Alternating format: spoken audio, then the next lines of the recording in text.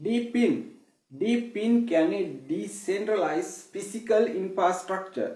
මේ සිස්ටම් එක හැදිලා තියෙන්නේ මේ decentralized system එක centralized system එකෙන් එළියට ඇවිල්ලා මේක decentralized විදිහට මේ services provide කරන්න. උදාහරණයක් විදිහට මෙන්න මේ Filecoin කියන එකෙන් කරන්නේ decentralized storage, decentralized web වගේ දේවල් provide කරන එක. මෙතනදී වෙන්නේ මෙයාලට centralized exchange එකක්, centralized system එකක් නැහැ, centralized data centers නැහැ මේ Filecoin වලට. අපිට උනත් මේ Filecoin කියන මේ system එකට අපිට servers provide කරන්න පුළුවන්. අපේ තියෙන laptop එකක් වගේ පොඩි දෙයකින් කරන්න බෑ. නමුත් මේක server එකක් අපිට provide කරන්න පුළුවන් මේ Filecoin වලට.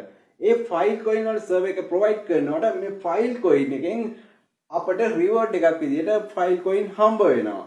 ගොඩක් නෙවෙයි යම්කිසි ප්‍රමාණයක් හම්බ වෙනවා. මෙතනදී වෙලා තියෙන්නේ අර Microsoft, Google වගේ තියෙන cloud providers ලගේ system එක මෙන්න මේ වගේ අපිටත් දායක වෙන්න පුළුවන්.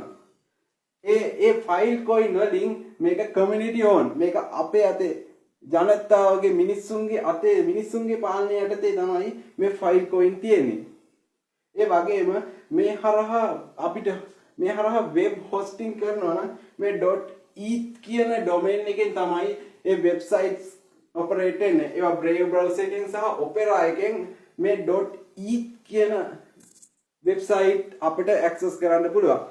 සාමාන්‍ය website එකක් access කරනවා නම් ඒක .com එකක් .lk website එකක් වගේ එකක්. හැබැයි මේ IPFS interplanetary file system අන්න ඒකේ අපි run කරන website එකක් අපිට access කරන්න වෙන්නේ මෙන්න මේ Brave browser එකේ හෝ Opera browser එකේ. තවත් browsers තියෙනවා.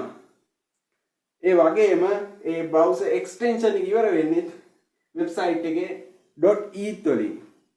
ඒ .eth වලට සම්බන්ධ ආයතනය තමයි ENS. ENS කියන්නේ Ethereum Name Service. Ethereum Name Service එකෙන් තමයි මේ .eth extensions provide කරන්නේ.